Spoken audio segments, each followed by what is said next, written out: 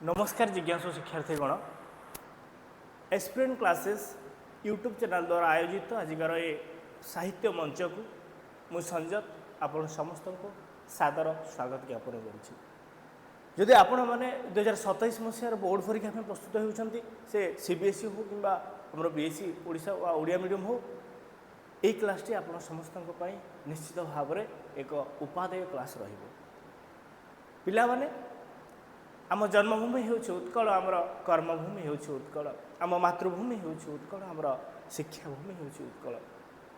तो यही होउछि से उत्कल प्रदेश जो उत्कल प्रदेश रे आमे जन्म लाभ करिजे यही से उत्कल प्रदेश जो उत्कल प्रदेश रो माटी पानी पवन रूप रस गंधर स्पर्श रे आमे आमर परिचय पाइजे। यही उत्कल माटी रे आमे छिड़ा होइजे एवं यही उत्कल माटी रे आमे छोटरू बड़ हेबा जे आज पर्यंत केते क्रीड़ा करिजे केते आह्लाद करिजे सांगसाथी मान सह मिसी आम जीवन को अतिबाहित करिजे।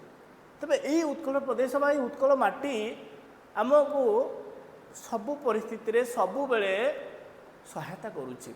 गोटे माटी निज शिशु को जेमिति सबुले सहायता करिथे शिशुर भल मंद सुख दुख सबुर साथी होइते सबुर भागीदारी होइते सबुर सहभागी होइते ठीक सेमिति एई उत्कल माटी मध्य कण ना आमको गोटे निजर संतान सदृश आमर सुख दुख हस कांद सबु क्षेत्र रे से आमर कण गोटे माँ भाया आमको से सहायता प्रदान करुछि माँ भाया आमको से कौन करुछि सहानुभूति जनाउछि। तेणुक ये उत्कल जो माटी आम जन्म लाभ करुचे माटी को आम कौन माँ बोली प्रकारांतर संबोधन कर कारण माँ भाया आमको से मातृवत सब स्नेह प्रदान करें। तेणुक ये उत्कल माटी को आम माँ बोली कही था।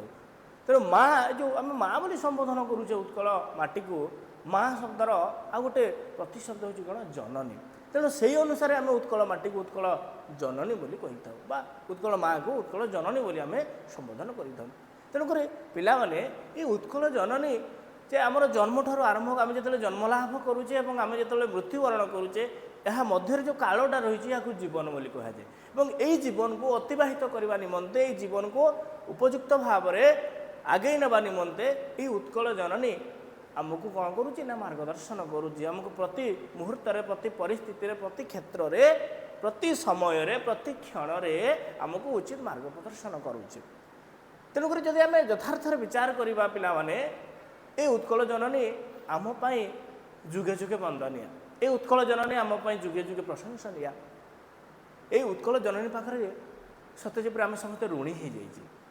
तेणु से उत्कल जननी को वंदना करने उद्देश्य से उत्कल जननी को प्रशंसा करने उद्देश्य से उत्कल जननी को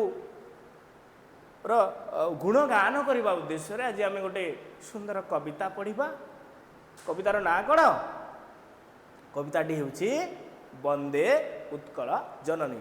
कविताटी कौन कविताटी हूँ वंदे उत्कल जननी एवं ये जो वंदे उत्कल जननी कविता हूँ ये कवितार कवि किए कवि होती कांत कवि लक्ष्मीकांत महापात्र।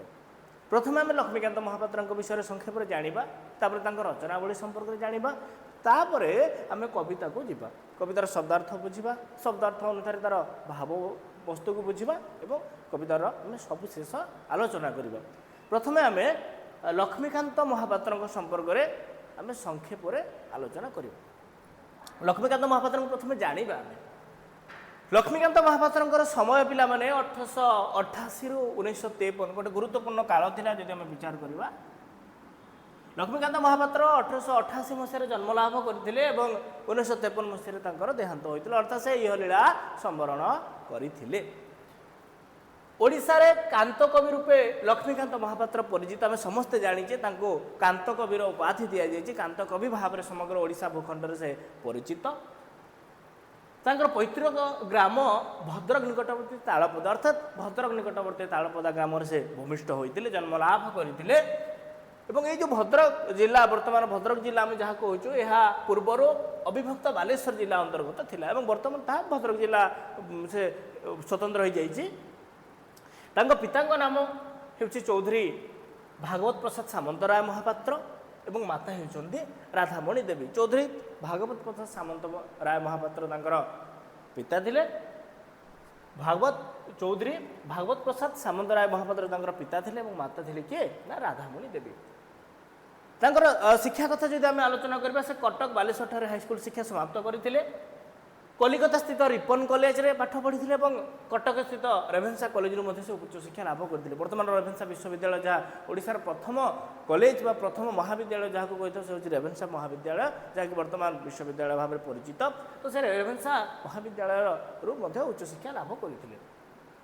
मात्र भाग्यर विडंबना हेतु पिला माने से शारीरिक असुस्थता कारण उच्च शिक्षा क्षेत्र से आगे जापारि नथिले।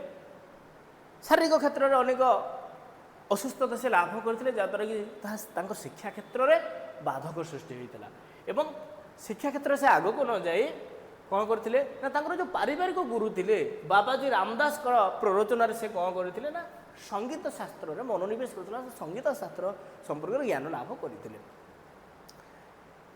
रचनावली कथा जो आम आलोचना करवा ओडिया साहित्य लेखनी चालना करी ओडिया बाणी भंडार को से बहुल भाव में समृद्ध प्रदान करते। लेखनी द्वारा ओडिया साहित्य भंडार ओडिया कविता भंडार ओडिया भाषा भंडार समृद्ध बोली आम कहीपर। रचनावली कथा जी आम आलोचना करवा कणा मामू गोटे उपन्यास रही जीवन संगीत गोटे संगीत गुच्छ थिला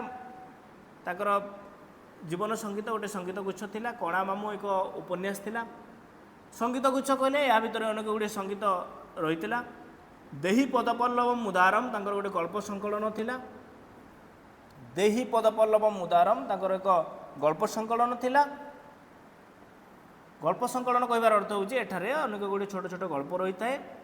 चटक चंद्रहास चंपू कविसूर्य बलदेव रथंकर किशोर चंद्रानंद चंपूर अनुकरण अर्थात से शैली से रचना करते।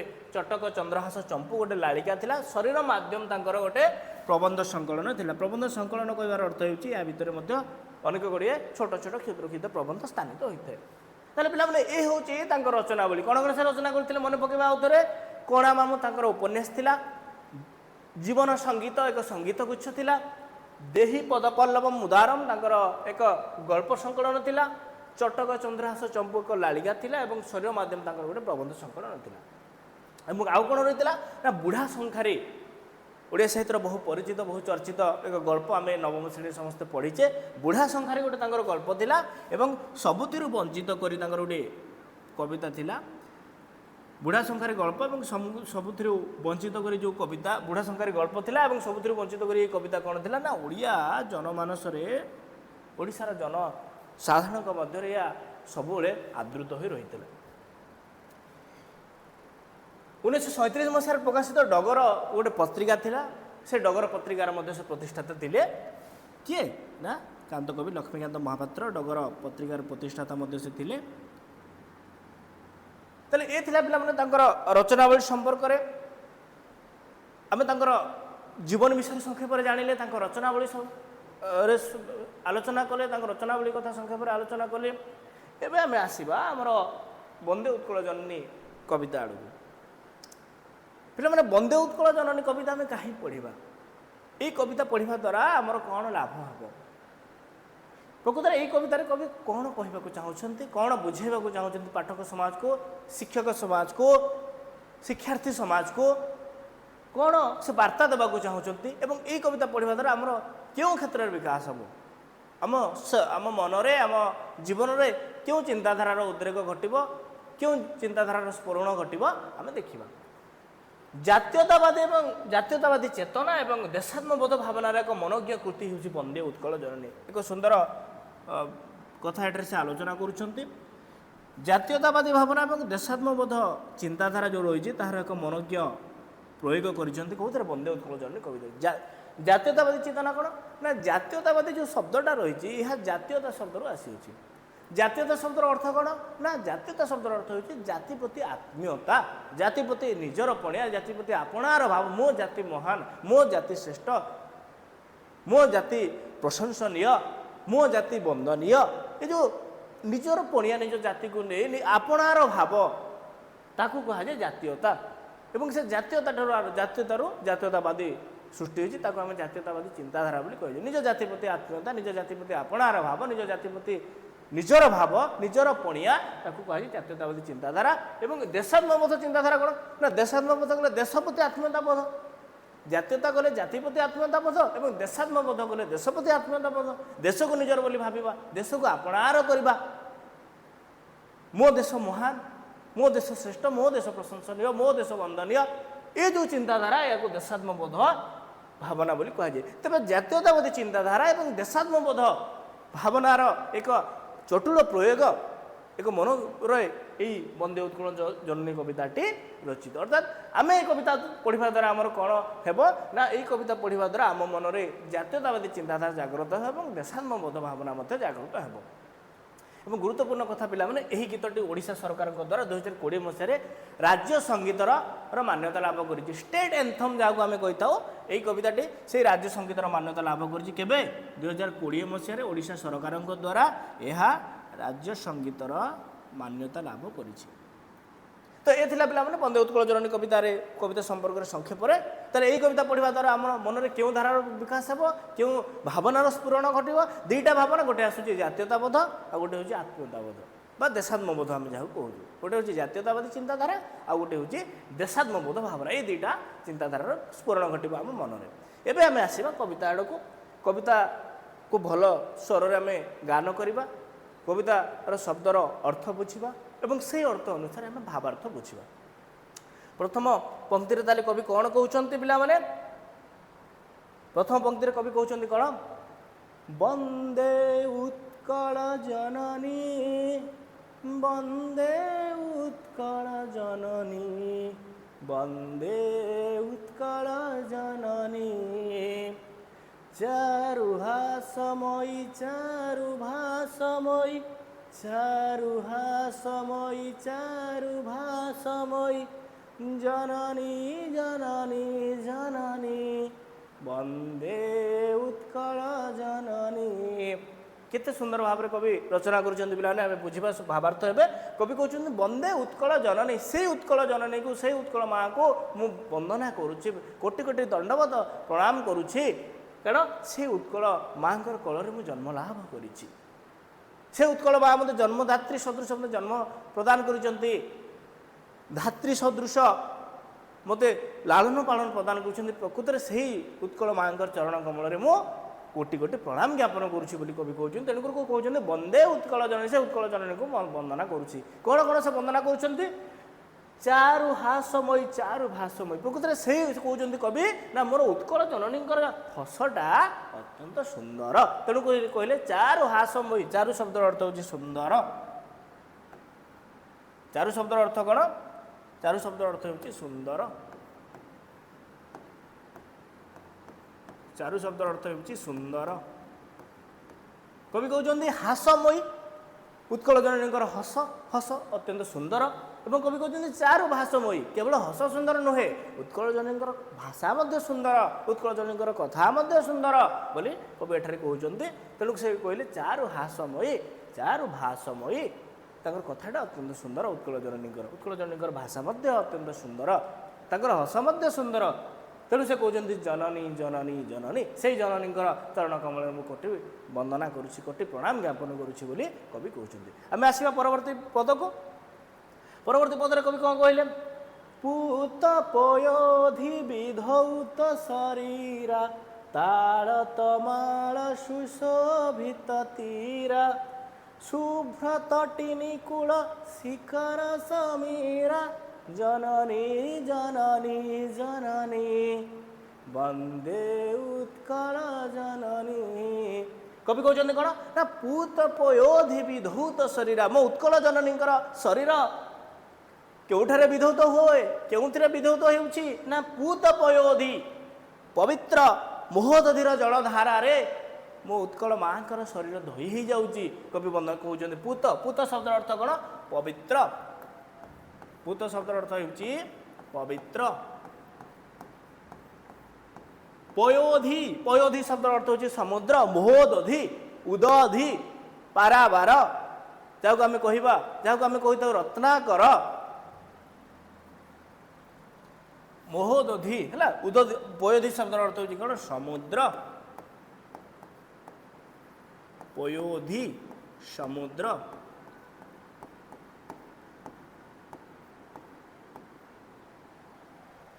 विधौत धोई जीवा बा धोई होउथबा विधौत कहले विधौत शब्द अर्थ कौन ना धोई जीवा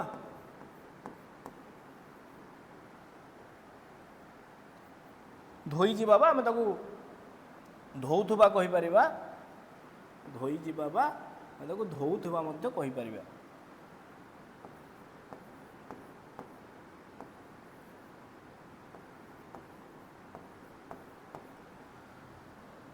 आउ कौन शरीर कहले उत्कल माँ जननी शरीर कथा कह जाऊँगी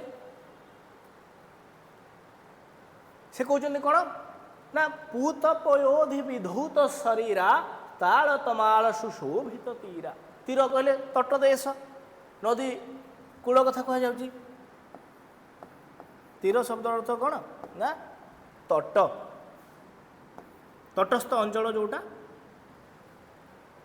से कहते कौन ना मो उत्कल जननी शरीर बहुदधि समुद्र रत्नाकर निर्मल जलधार पवित्र जलधार विधौत हो जाए धोई हो जाए आउ कौन हुए ना उत्कल प्रदेशर जो नदी तटस्थ अंचल नदीकूल अंचल कौन थाए ना ताल और तमाल वृक्ष शोभा पाऊे जहाँ अत्यंत सुशोभित अत्यंत सौंदर्यपूर्ण देखा जाए बोली कवि कहते सुशोभित कहले अत्यंत सुंदर देखा अर्थात नदी तटरे जो ताल और तमाल वृक्ष गुड़िक रही थाए ताहा देखा अत्यंत सुंदर होता है जे व्यक्ति देख निश्चित भाव में तार मनोहरण कर से दृश्य ता मन को से आकर्षण कर आउ कौन रही शुभ्र तटिनी कूल शिखर समीरा शुभ्र शब्द अर्थ हो स्वच्छ शुभ्र शब्द अर्थ कौन स्वच्छ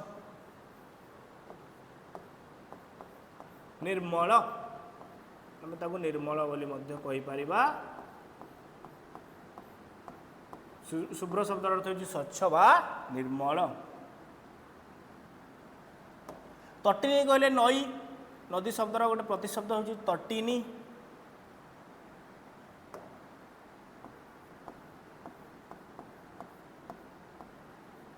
नदीर गोटे प्रतिशब्द हूँ कौन ना तटिनी तटिनी कहले कौन आम ताकू नदी बोली कहिबा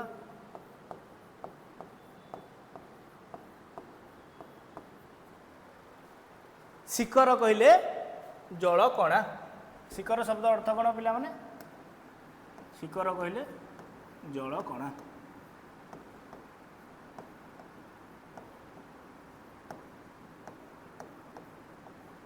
आउ कौन रही समीर समीर कहले वायु पवन प्रभंजन बात कही था समीर शब्द अर्थ हो वायु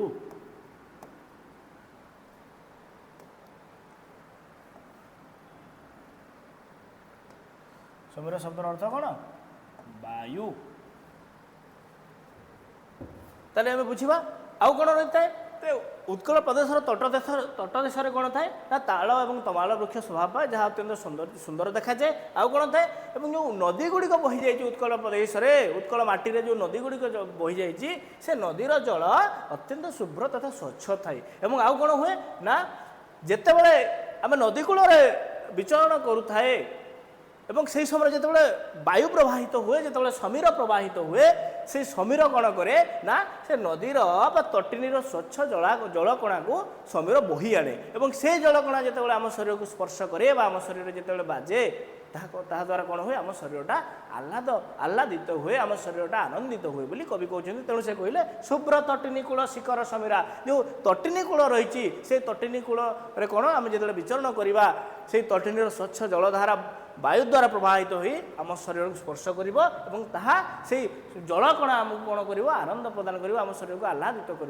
कवि कहते पुणी से कहले जननी जननी जननी से उत्कल जननी को मुझे कोटि कोटि नमस्कार ज्ञापन करुँच कवि कहते आसवा परवर्ती पद को आसवा पे परवर्ती पदर कवि कहते कौन घन घन वन भूमि राजित अंगे नील भूधर माला साजे तरंगे कल कल मुखरित चारु विहंगे जननी जननी जननी वंदे उत्कल जननी।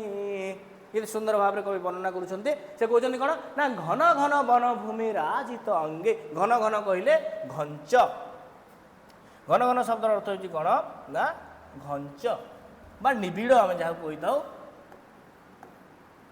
घन घन शब्द अर्थ हो कौन ना घंच जहाँ आम निबिड़ बोली कही था।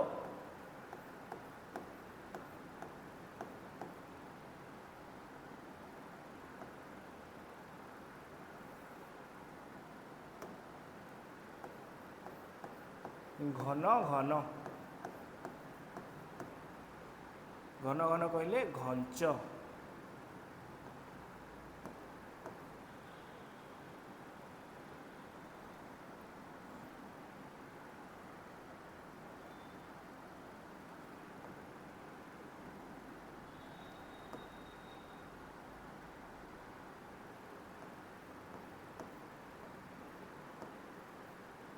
निबिड़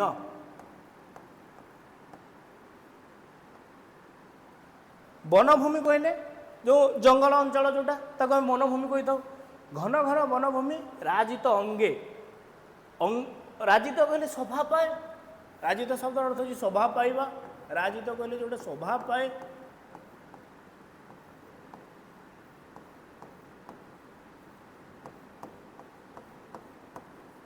अंग कहले शरीर, अंग कहले कौन ना शरीर।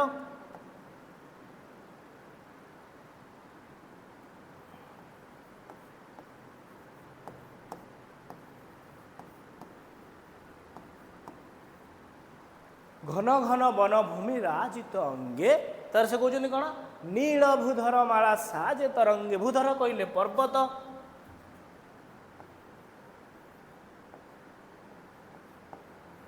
भूधर शब्द अर्थ हो कौन ना पर्वत।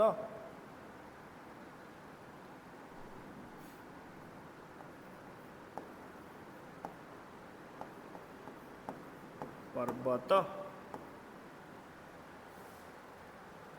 साजे, साजे कहले मत शोभा पाइबा।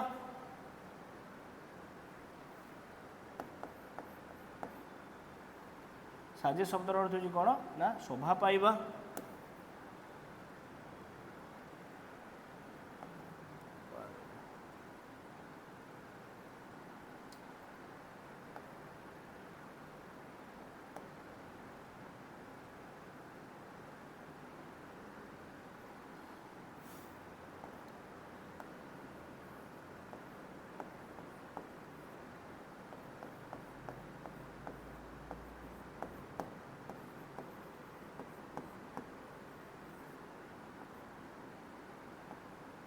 साजे कहले शोभा पाइबा, शोभा पाइबा से अर्थ आम ग्रहण करवा।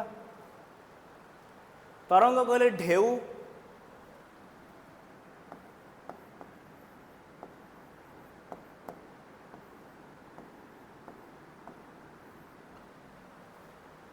तापर कौन रही कल कल मुखरित चारु विहंग। कल कल कहले पक्षीर काकली है। चारु कहले सुंदर, विहंग कहले पक्षी को बुझाए।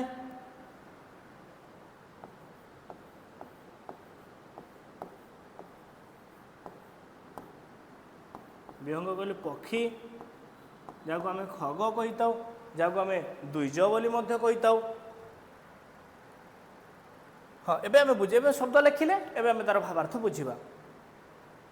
कवि कौन कहले ना घन घन वनभूमि राजित अंगे। तबे उत्कल प्रदेश बा जो उत्कल जननी अंगरे आउ कौन शोभा पाऊँगी ना घंच अरण्य शोभा पाए, घंच वनानी शोभा पाए, निबिड़ अरण्य शोभा पाए। आउ कौन हुए ना नील भूधर माला साजे तरंगे। एवं जो भूधर माला गुड़िक रही, भूधर शब्द अर्थ हो पर्वत। भूधर माला कहले अनेक संख्यार पर्वत को बुझाए। एवं जो नील एवं जो भूधर माला गुड़िक रही पर्वत गुड़िक रही, पर्वत शृंग गुड़िक रही कौन ना नील तरंग सदृश शोभा पाए। नील तरंग नदी रे समुद्र रे जो तरंग थाए, समुद्र नील जल राशि मध्य जो तरंग जमी शोभा पाए, समुद्रर नील गाढ़ नील जलराशि अशांत जलराशि मध्य जो तरंग गुड़िक जमी शोभा पाए, ठीक सेमती भूधर माला बा अनेक संख्यार पर्वत कौन ना उत्कल जननीଙ୍କର ଅଙ୍ଗରେ ଶୋଭା ପାଏ, ଉତ୍କଳ ପ୍ରଦେଶରେ ଶୋଭା ପାଏ ବୋଲି ସେ କହୁଛନ୍ତି। ତରଙ୍ଗ ସଦୃଶ ଶୋଭା ପାଆନ୍ତି। ଆଉ କ'ଣ ହୁଏ ନା କଳ କଳ ମୁଖରିତ ଚାରୁ ବିହଙ୍ଗ, ଏବଂ ଯେଉଁ ବିହଙ୍ଗ ଗୁଡ଼ିକ ରହିଛନ୍ତି, ପକ୍ଷୀ ଗୁଡ଼ିକ ରହିଛନ୍ତି, ପକ୍ଷୀ ଗୁଡ଼ିକ ଯେତେବେଳେ ଆନନ୍ଦରେ ଆକାଶ ମାର୍ଗରେ ବିଚରଣ କରୁଥାନ୍ତି ସେତେବେଳେ ତାଙ୍କର ଯେଉଁ କାକଳି, ତାଙ୍କର ଯେଉଁ ସୁମଧୁର ସ୍ୱର, ସେ ସୁମଧୁର ସ୍ୱର କ'ଣ କରେ ନା ଚତୁଃପାର୍ଶ୍ୱକୁ ମୁଖରିତ କରିଥାଏ, ଚତୁଃପାର୍ଶ୍ୱରେ ପରିବେଷ୍ଟିତ ହୋଇଥାଏ ବୋଲି କବି କହୁଛନ୍ତି। ଏବଂ ପୁଣି କହୁଛନ୍ତି ଜନନୀ ଜନନୀ ଜନନୀ, ସେହି ଉତ୍କଳ ଜନନୀଙ୍କୁ ମୁଁ କୋଟି କୋଟି ପ୍ରଣାମ, କୋଟି କୋଟି ନମସ୍କାର ଜ୍ଞାପନ କରୁଛି ବୋଲି ସେ ବର୍ଣ୍ଣନା କରୁଛନ୍ତି। ପରବର୍ତ୍ତୀ ପଦକୁ ଆସିବା। ପରବର୍ତ୍ତୀ ପଦରେ କବି ପୁଣି କ'ଣ କହୁଛନ୍ତି, କ'ଣ ବର୍ଣ୍ଣନା କରୁଛନ୍ତି ଉତ୍କଳ ଜନନୀଙ୍କ ସମ୍ପର୍କରେ? ସେ କହୁଛନ୍ତି କ'ଣ, ସୁନ୍ଦର ଶାଳୀ ସୁଶୋଭିତ କ୍ଷେତ୍ରା ଜ୍ଞାନ ବିଜ୍ଞାନ ପ୍ରଦର୍ଶିତ ନେତ୍ରା ଯୋଗୀ ଋଷି ଗଣ ଉଟଜ ପବିତ୍ର ଜନନୀ ଜନନୀ ଜନନୀ ବନ୍ଦେ ଉତ୍କଳ ଜନନୀ ବନ୍ଦେ ଉତ୍କଳ ଜନନୀ। ତାପରେ କବି କ'ଣ କହିଲେ ପିଲାମାନେ? ପୁଣି କହୁଛନ୍ତି ଯେ ସୁନ୍ଦର ଶାଳୀ ସୁଶୋଭିତ କ୍ଷେତ୍ରା, ଏବଂ ଉତ୍କଳର ଯେଉଁ ଶସ୍ୟ କ୍ଷେତ୍ର ଗୁଡ଼ିକ ରହିଛି ସେହି ଶସ୍ୟ କ୍ଷେତ୍ର ଗୁଡ଼ିକ ସୁନ୍ଦର ଧାନ୍ୟରେ ପରିପୂର୍ଣ୍ଣ, ସୁନ୍ଦର ଧାନରେ ପରିପୂର୍ଣ୍ଣ ବୋଲି ସେ କହୁଛନ୍ତି। ତେଣୁ ସେ କହିଲେ ସୁନ୍ଦର ଶାଳୀ, ଶାଳୀ କହିଲେ ଧାନ। ଶାଳୀ ଶବ୍ଦର ଅର୍ଥ କ'ଣ? ଶାଳୀ କହିଲେ ଧାନ।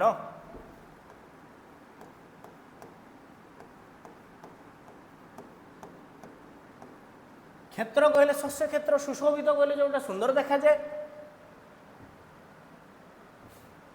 ଆଉ କ'ଣ ରହିଛି? ଜ୍ଞାନ ବିଜ୍ଞାନ ପ୍ରଦର୍ଶିତ ନେତ୍ର, ଜ୍ଞାନ ବିଜ୍ଞାନ କଥା କୁହାଯାଉଛି ଏଠାରେ। ଯୋଗୀ ଋଷି ଗଣ ଉଟଜ ପବିତ୍ର, ଉଟଜ କହିଲେ କୁଟୀର। ଉଟଜ ଶବ୍ଦର ଅର୍ଥ ହେଉଛି କୁଟୀର ବା କୁଡ଼ିଆ ଆମେ ଯାହାକୁ କହିଥାଉ।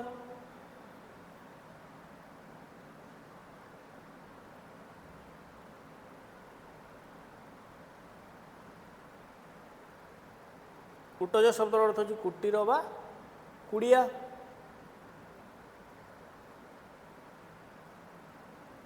ଆଉ କ'ଣ ରହିଛି?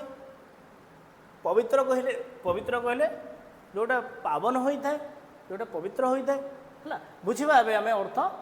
କବି କହୁଛନ୍ତି ଯେ ସୁନ୍ଦର ଶାଳୀ ସୁଶୋଭିତ କ୍ଷେତ୍ର, ଏବଂ ଉତ୍କଳ ପ୍ରଦେଶର ଯେଉଁ ଶସ୍ୟ କ୍ଷେତ୍ର ଗୁଡ଼ିକ ରହିଛି ତାହା ସୁନ୍ଦର ସୁନ୍ଦର ଧାନ୍ୟରେ ବା ସୁନ୍ଦର ସୁନ୍ଦର ଧାନରେ ସେ ଶସ୍ୟ କ୍ଷେତ୍ର ଗୁଡ଼ିକ ପରିପୂର୍ଣ୍ଣ ହୋଇଯାଇଛି, ଏବଂ ଯାହା ଅତ୍ୟନ୍ତ ସୁଶୋଭିତ ଦେଖାଯାଉଛି, ଅତ୍ୟନ୍ତ ସୁନ୍ଦର ଦେଖାଯାଉଛି, ଅତ୍ୟନ୍ତ ଆକର୍ଷଣୀୟ ଦେଖାଯାଉଛି। ଆଉ କ'ଣ ହେଉଛି ନା ଜ୍ଞାନ ବିଜ୍ଞାନ ପ୍ରଦର୍ଶିତ ନେତ୍ରା, ଏବଂ ଉତ୍କଳର ଯେଉଁ ଜ୍ଞାନ ବିଜ୍ଞାନ ରହିଛି ଉତ୍କଳ ପ୍ରଦେଶର, ସେ ଜ୍ଞାନ ବିଜ୍ଞାନ କ'ଣ କରୁଛି?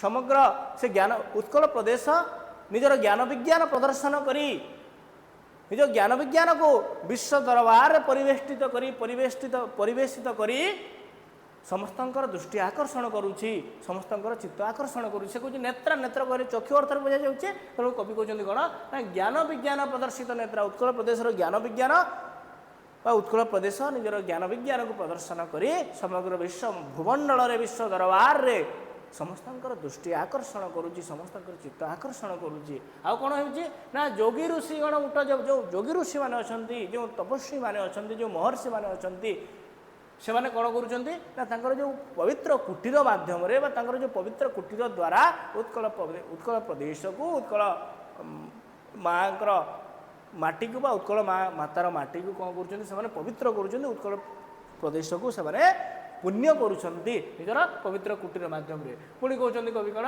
ଜନନୀ ଜନନୀ ଜନନୀ, ସେହି ଉତ୍କଳ ମାଆଙ୍କର ଚରଣରେ ମୁଁ ପୁଣି ବନ୍ଦନା କରୁଛି ବୋଲି କହୁଛନ୍ତି। ପରବର୍ତ୍ତୀ ପଦରେ କ'ଣ କହୁଛନ୍ତି ତାହେଲେ? ସୁନ୍ଦର ମନ୍ଦିର ମଣ୍ଡିତ ଦେଶା ଚାରୁ କଳା ବଳି ଶୋଭିତ ବେଶା ପୁଣ୍ୟ ତୀର୍ଥ ଚୟ ପୂର୍ଣ୍ଣ ପ୍ରଦେଶା ଜନନୀ ଜନନୀ ଜନନୀ ବନ୍ଦେ ଉତ୍କଳ ଜନନୀ। କେତେ ସୁନ୍ଦର ବର୍ଣ୍ଣନା କରୁଛନ୍ତି ପିଲାମାନେ। କାନ୍ତ କବି କହୁଛନ୍ତି ଯେ ସୁନ୍ଦର ମନ୍ଦିର ମଣ୍ଡିତ ଦେଶା, ମୋର ଉତ୍କଳ ପ୍ରଦେଶରେ ଆଉ କ'ଣ ରହିଛି? ମୋର ଉତ୍କଳ ପ୍ରଦେଶରେ ସୁନ୍ଦର ସୁନ୍ଦର ମନ୍ଦିର ଶୋଭା ପାଏ। ମଣ୍ଡିତ, ମଣ୍ଡିତ କହିଲେ ଯେଉଁଟାକି ପରିପୂର୍ଣ୍ଣ ହୋଇଛି, ସୁନ୍ଦର ସୁନ୍ଦର ମନ୍ଦିରକୁ ନେଇ ପରିପୂର୍ଣ୍ଣ ହୋଇଛି। ସୁନ୍ଦର ମନ୍ଦିର ମଣ୍ଡିତ ଦେଶ, ଆମର ଉତ୍କଳ ପ୍ରଦେଶ ସୁନ୍ଦର ସୁନ୍ଦର ମନ୍ଦିରରେ ପରିପୂର୍ଣ୍ଣ, ସୁନ୍ଦର ସୁନ୍ଦର ମନ୍ଦିରରେ ପରିବେଷ୍ଟିତ ହୋଇଛି ମୋର ଉତ୍କଳ ପ୍ରଦେଶ।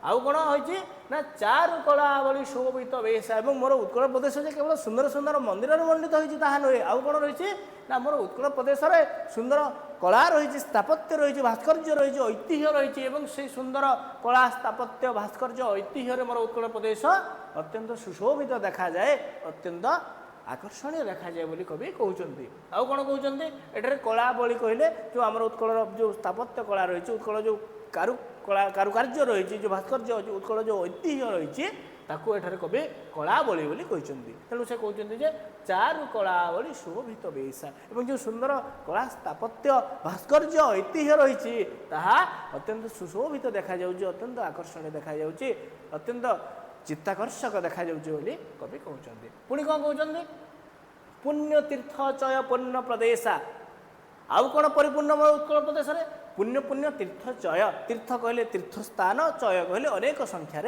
तीर्थस्थान और मोर उत्कल प्रदेश में अनेक पुण्य तीर्थस्थान गुड़िक रही जो तीर्थस्थान गुड़ी भ्रमण करने केवल ओडिशा बाहर नुहे समग्र भारत बाहर आसती श्रद्धालु माने भक्त माने दर्शक माने मोर उत्कल प्रदेश से पुण्य तीर्थ स्थान गुड़ी भ्रमण करे पुण्य अर्जन करती बोली कवि एठारे कहते तेणु से कहते कौन से अर्थ से वर्णना कर पुण्य तीर्थ चय पुण्य प्रदेशा मोर उत्कल प्रदेश अनेक गुड़े तीर्थस्थान को नहीं परिपूर्ण बोली कहते पुणी से जननी जननी जननी कही उत्कल माँ को वंदना कर परवर्ती पदरे पुणी कहते कौन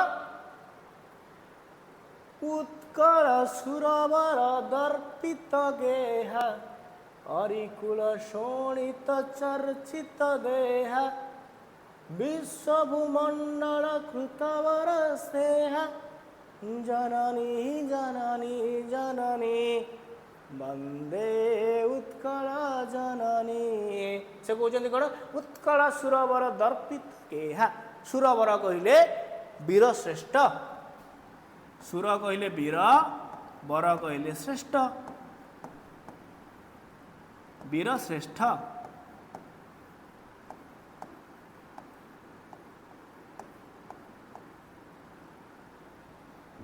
सुरवर कहले कौन ना वीर श्रेष्ठ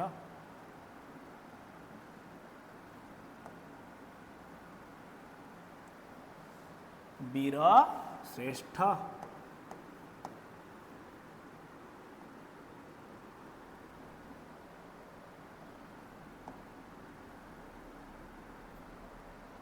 वीर श्रेष्ठ वीर श्रेष्ठ दर्पित कले दर्प दर्परे युद्ध कौशल कथा बुझा जाऊँगी गेहा शब्दर अर्थ होउछि गृह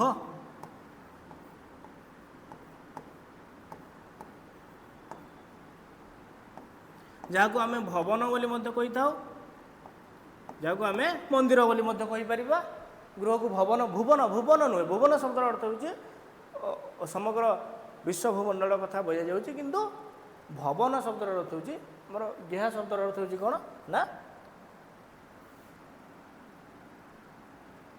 गृह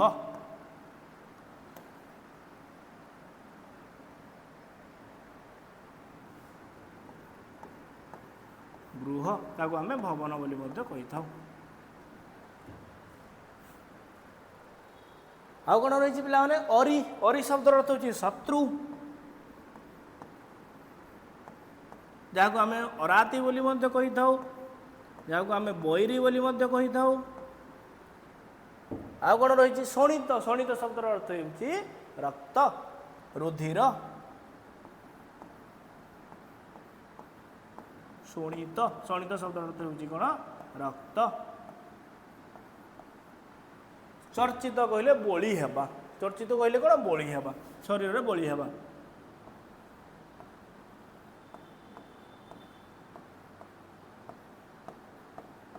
बोली हेबा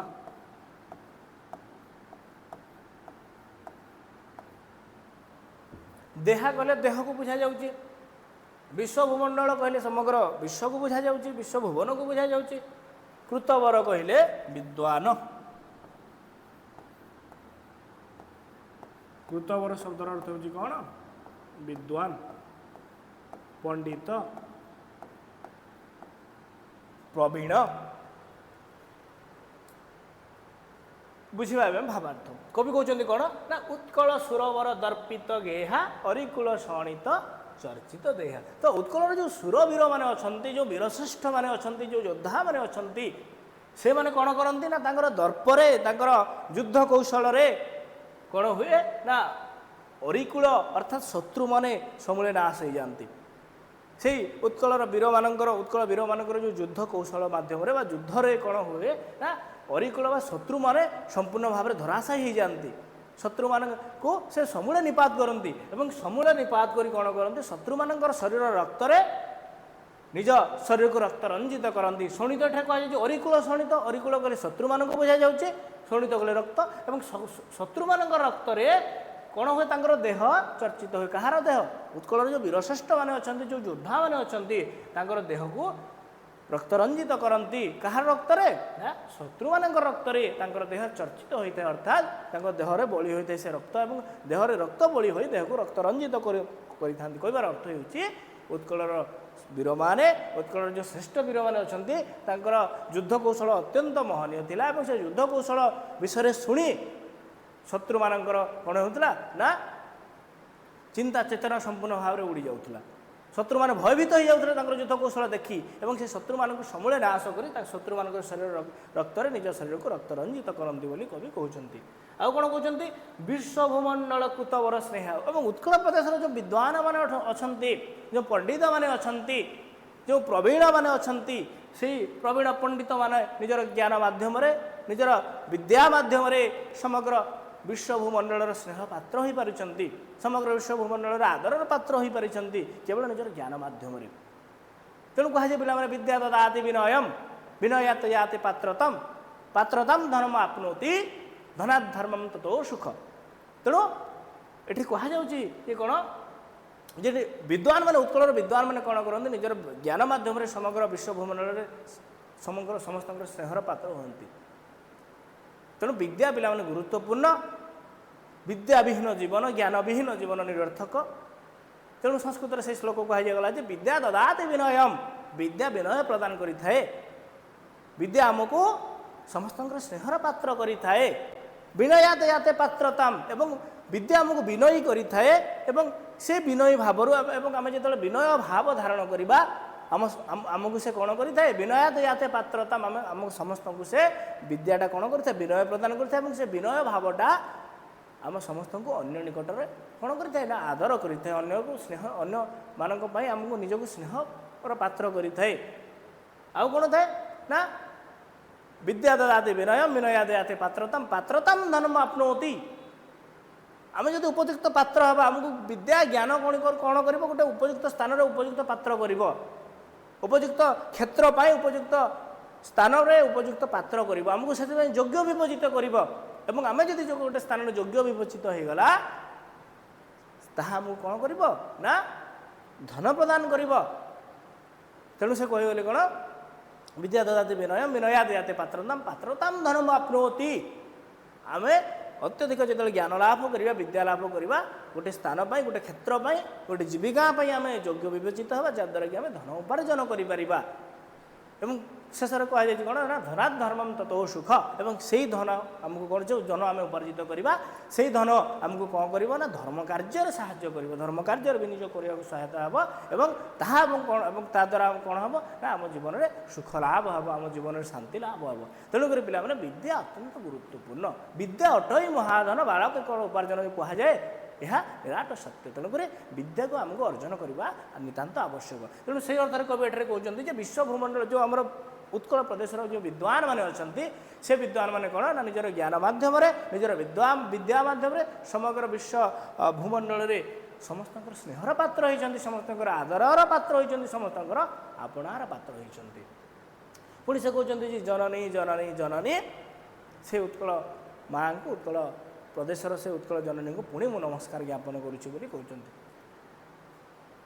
तापर पुणी कवि कौन वर्णना कर कवितार अंतिम पर्यायर कवितार अंतिम पदरे कवि कहते कौन कवि कुल मौली सुनंदन बंद्या भुवन विघोषित कीर्ति अनिंद्या धन्य पुण्य चिर शरण्य जननी जननी जननी वंदे उत्कल जननी वंदे उत्कल जननी।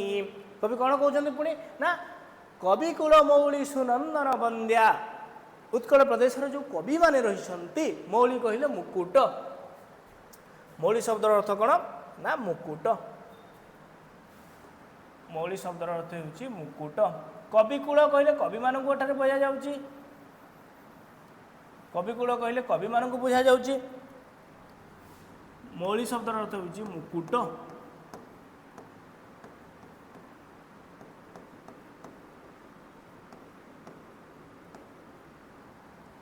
सुनंदन कहले उत्तम नंदन उत्तम संतान। बंद्या कहले कौन ना वंदनीय जो मैंने वंदना करुछंती। भुवन कहले समग्र विश्व को बुझा जाउची। विघोषित कहले घोषणा करिबा। विघोषित जो मैंने प्रचार करती। विघोषित विघोषित शब्द अर्थ हो कौन ना घोषणा करिबा प्रचार करिबा।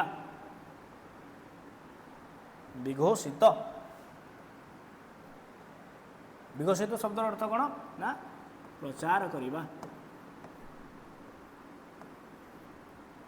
प्रचार आम ताको घोषणा बोली मते कहि परिबा।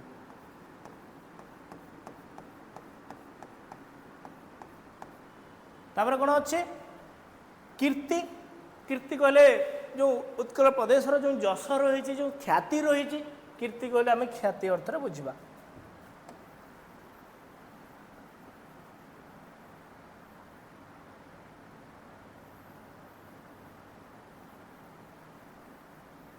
कीर्ति कहले कौन ना ख्याति सम्मान।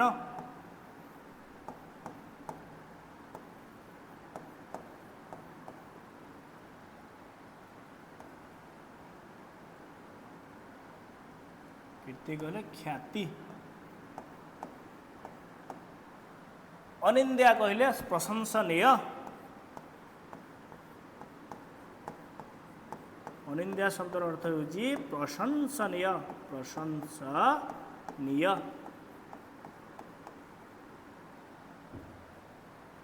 बुझिबा भावार्थ। कवि कहते जे कविकुल मौली सुनंदन बंद्या और उत्कल प्रदेशर जो कवि माने रही अछंती मौली कहले मुकुट। किंतु एठारे मौली शब्द अर्थ हो श्रेष्ठ कवि को बुझा। तो उत्कल प्रदेश जो श्रेष्ठ कवि माने अछंती जो माने उत्कल माता सुयोग्य संतान से उत्कल माता सुयोग्य संतान अर्थात से श्रेष्ठ कवि माने निजर कविता माध्यम निजर लेखा माध्यम निजर रचना माध्यम उत्कल प्रदेश वंदना करती। उत्कल माँ को वंदना करती। आउ कौन हुए भुवन विघोषित कीर्ति अनिंद्या। उत्कल प्रदेश जो कीर्ति रही उत्कल माँ जो कौन ख्याति रही उत्कल माता जो सम्मान रही जो गर्व गौरव रही से कौन करती समग्र विश्व भूमंडल विघोषित करती। क्यों माने से जो सुयोग्य संतान गण कवि श्रेष्ठ अर्थात श्रेष्ठ कवि माने कौन करती ना उत्कल प्रदेशर कीर्ति उत्कल प्रदेशर ख्याति को समग्र विश्व भूमंडल विघोषित करती अर्थात प्रचार करती। क्या उत्कल कीर्ति को एवं जो कीर्ति की समस्त द्वारा प्रशंसनीय हुए समस्त द्वारा कौन ता आदर पात्र हुए। अनिंद्या कले प्रशंसनीय क्यों कीर्ति जो कीर्ति की कवि माने कौन करते प्रचार करते निजर लेखा माध्यम निजर सुंदर सुंदर कविता माध्यम उत्कल जो ख्याति को प्रचार करती। उत्कल जो सम्मान जो कीर्ति रही से कीर्ति कौन हुए ना भुवन विघोषित हुए एवं समस्त द्वारा प्रशंसार पात्र हुए समस्त द्वारा आदरर पात्र हुए। कवि कहले धन्य पुण्य चिर शरण्ये। प्रकृतिर म उत्कल जननी धन्य कारण यही उत्कल जननी वीर प्रसविनी वीर संतान मान प्रसव करिछि। जो वीर संतान माने निजर युद्ध कौशल माध्यम समग्र विश्व भूमंडल विजय लाभ करिसेंती। धन्य प्रकृतर मोर जननी। आपणी कौन कहते पुण्य मोर उत्कल जननी मध्य पुण्य कारण एठारे अनेक गुड़े पुण्य क्षेत्र रही पुण्य तीर्थ रही पवित्र स्थली रही जहाँकि आमको पुण्य अर्जन कर सहायक करुँच कहते चिर शरण्य एवं मोर उत्कल जननी केवल धन्य नुहे केवल पुण्य नुहे यह चिर शरण्य सब यह शरण प्रदान करे समस्त को मध्य मोर उत्कल जननी मोर उत्कल माँ समस्त को कौन करे ना शरण प्रदान करे समस्त शरणदात्री से समस्त को से सब सम्मान प्रदान करे। कवितार शेष में पुणी से कहले जननी जननी जननी यही जननी जननी जननी कही से कौन कहते ना माँ उत्कल माँ को उत्कल जननी को निजर कोटि कोटि दंडवत प्रणाम ज्ञापन करी कविताटा को कवि यहीठारे समाप्त करुछंती। तो ये थिला पिला माने वंदे उत्कल जननी कविता संपर्क रे आमे कविता बुझिले शब्दार्थ बुझिले शब्दार्थ माध्यम कवितार भाववस्तु को बुझिले एवं कविता को आमे सविशेष आलोचना कले। आशा करुच्ची पिला माने आज ये क्लासटी आपण समस्त उपादेय हेब। विशेषकर जो मैंने 2027 बोर्ड परीक्षा में प्रस्तुत होती निश्चित भाव में से समस्त से शिक्षार्थी मानों से जिज्ञासु छात्र छात्री मानों यह उपयोगी हेब। निश्चित भाव में तुमको परीक्षा सहायता कर ए विषय को नहीं पिला माने जो प्रश्न रही गुरुत्वपूर्ण जो एमसीक्यू रही बहु विकल्प प्रश्न जो रही है जोटा तुम परीक्षा रे आसे से समस्त प्रश्न गुड़िक को आम आलोचना करवा परवर्ती क्लास रे जहाँ तुमको परीक्षा पे मध्य उपयोगी हेब और तुम जानापी उपयोगी हेब। आशा करुचे ये विषय गुड़ी तुम निश्चित भाव में हृदयंगम करि क्लासटी भल लगिला लाइक करंतु शेयर करंतु कमेंट करंतु सब्सक्राइब करंतु। तबे एठारे ही आज क्लास को समाप्त करुचे। समस्त को धन्यवाद। नमस्कार। जय जगन्नाथ।